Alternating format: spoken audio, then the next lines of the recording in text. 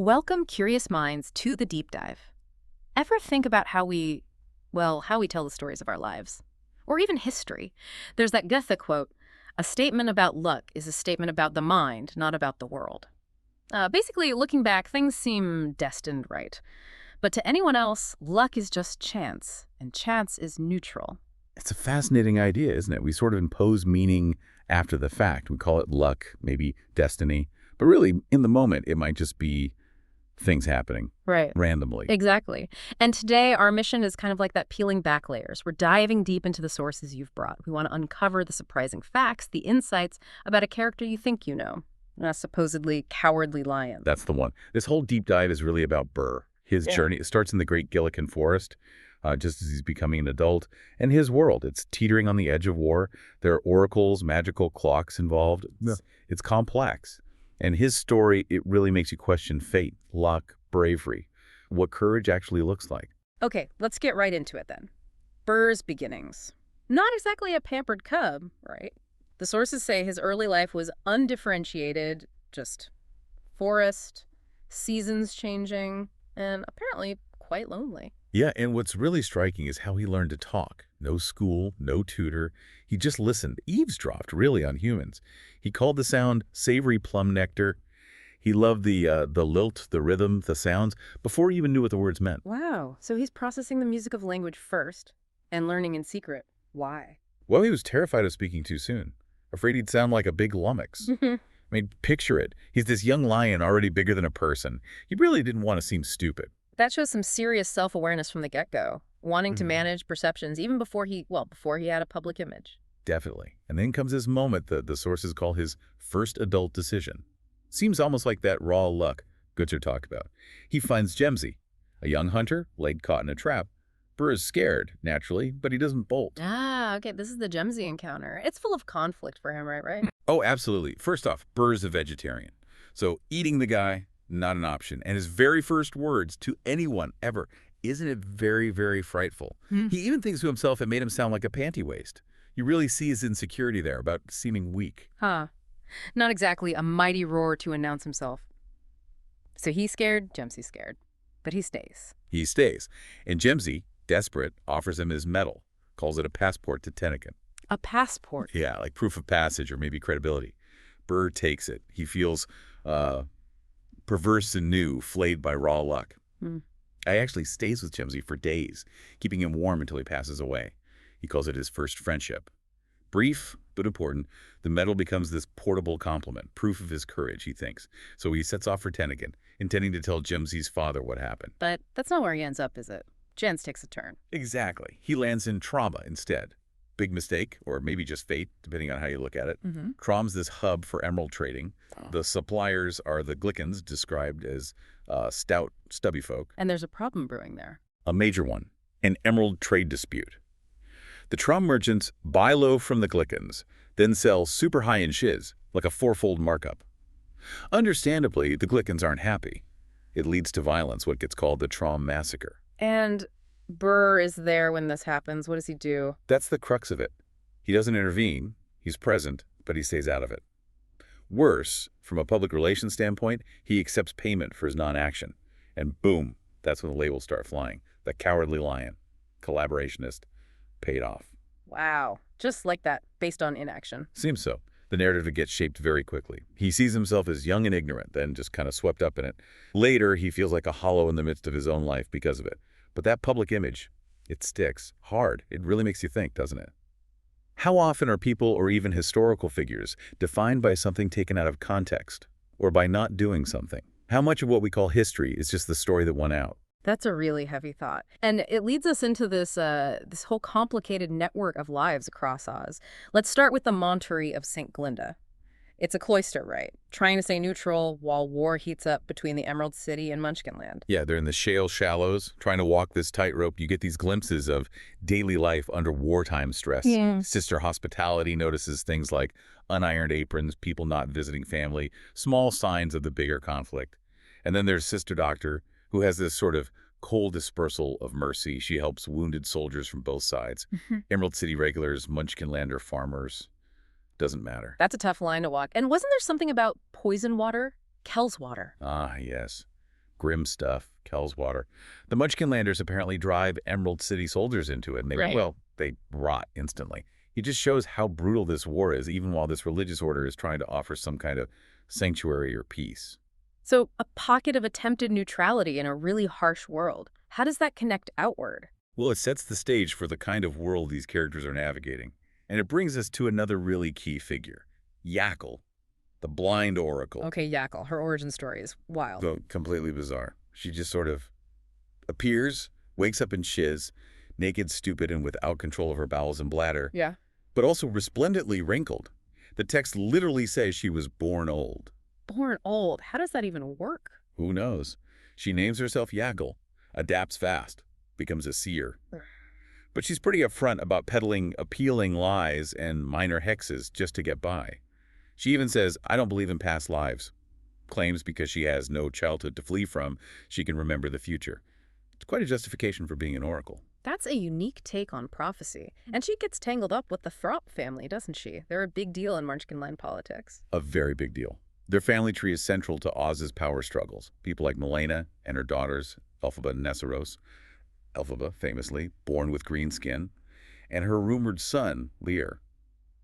He becomes very important later for Brrr's story. Right, liars. So how does Yackle connect with them initially? It happens through Nanny Cattery Sponge, the Throp family's overseer, I guess. Nanny visits Yackle. She wants some kind of magical prevention, a prophylactic, for Milena's second baby. Basically to avoid another blemish like Elphaba's green skin. Ouch.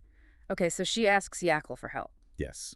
Yackle takes a drink of something called a miracle elixir, maybe for inspiration, and then gives her first real prophecy. She says, you have to leave the way you came.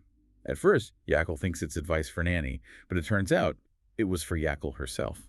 Interesting. A prophecy about herself, misinterpreted. So where does Brrr fit back into all this political and magical intrigue? Okay, so fast forward a bit. Brrr's life has taken another turn.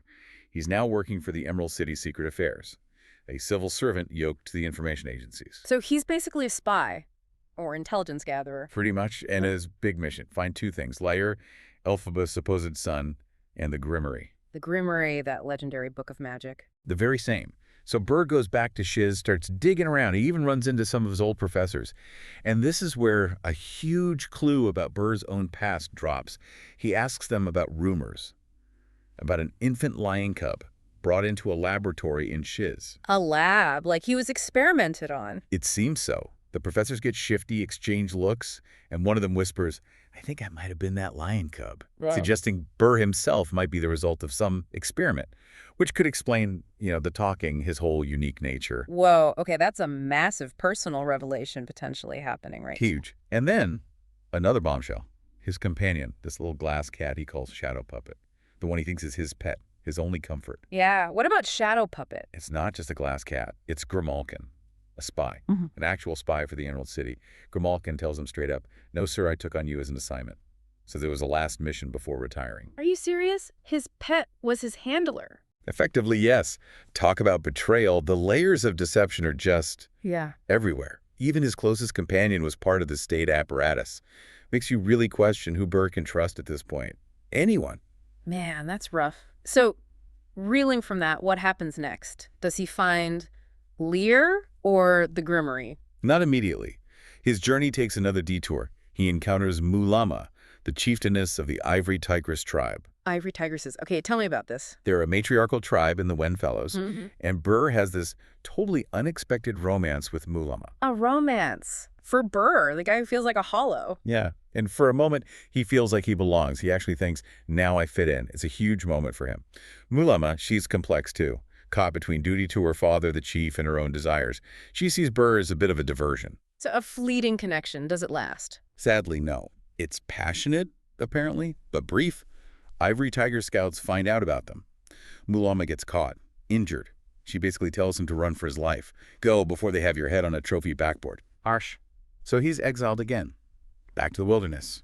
And the source says he felt a loneliness made more cutting by the recent experience of consanguinity. Or call it love, if you must. It's another lost connection, another retreat, but this one clearly hurts more. Wow. Poor Brrr. Okay, so his personal life is a roller coaster of loneliness, betrayal, and brief connection. What about his mission? And this whole fate versus free will thing. Right, that theme keeps coming back, and it really crystallizes around the clock of the time dragon. The clock of the time dragon sounds impressive. It is. It's got this infallible magic described as stubbornly adhesive. It basically represents predestination, fate. Its owner is this dwarf named Mr. Boss, and his philosophy is simple. Fate is only fate once it has happened. He thinks even random stuff. Whimsy is just fate we don't understand yet. Everything's already written, we just can't read it ahead of time. Okay, so total determinism from Mr. Boss, but there's another view, right? Eleonora. Yes, Eleonora. She's the clock's watchdog of its prophecies. And she pushes back hard. She insists on agency, on choice. Her line is powerful. Not to act is to act too. She even suggests that history has been vexed by the intercession of a bit player, meaning small actions, maybe even Brrr's actions, can change things. They can mess with the grand plan. So the clock says it's all fixed. Eleonora says we have choices, even small ones. That's the core tension. Exactly. Is life laid out for us, or do we make it up as we go along? Can someone like Brrr actually alter fate? And this all comes to a head during Brrr's final chat with Yackle, the Oracle, with the clock involved. Precisely. Brrr is interviewing Yackle, trying to get the truth about Lear and the Grimmerie. Yeah. And the clock puts on this puppet play, revealing the truth. What does it reveal about the Grimmerie, about Yackle? It shows that the Grimmerie isn't just a book Yackle knows about. She came from it. She was drawn out of the Grimmerie itself. Her purpose wasn't to be a typical oracle, but specifically to be a witness to Elphaba's life. Not to interfere, not to intervene, just to observe.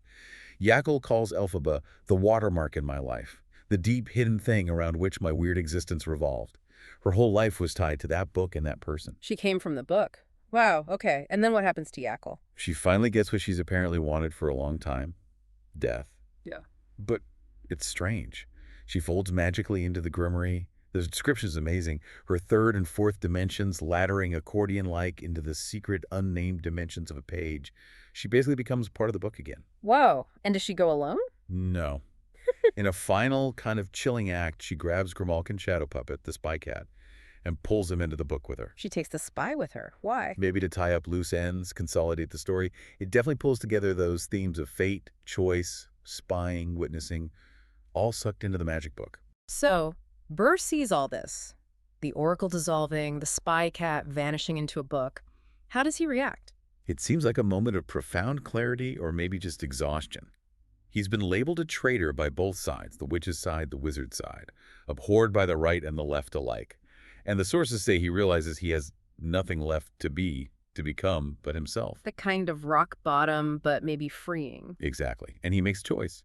He takes Yackle's shroud, the one she wore, but it's explicitly stated this is not a white flag of surrender. It's an advertisement of his neutrality, a plea to just be left alone to pass through the conflict. He chooses neutrality. And does he just walk away then? His very next action is fascinating. It brings us right back to that idea of courage and maybe Goethe's luck. Armies are converging, a battle is imminent, total chaos about to break loose, and Brrr sees this elderly couple's field of wheat, ready to be harvested, but definitely going to be trampled in the fighting. Okay, what does he do? He decides to harvest it for them. Right there, with war looming, he says, we'll make our luck as we go along. He chooses this small, practical act of charity, of intervention, charting a future uncharted by any TikTok charm from the clock. It's his choice, his way of being brave, not fighting, but helping in this specific, immediate way. That's quite a definition of courage. Not roaring, not fighting, but harvesting wheat. It's his unique path, isn't it? A powerful statement of agency, right when everything seems fated or overwhelming. What a journey.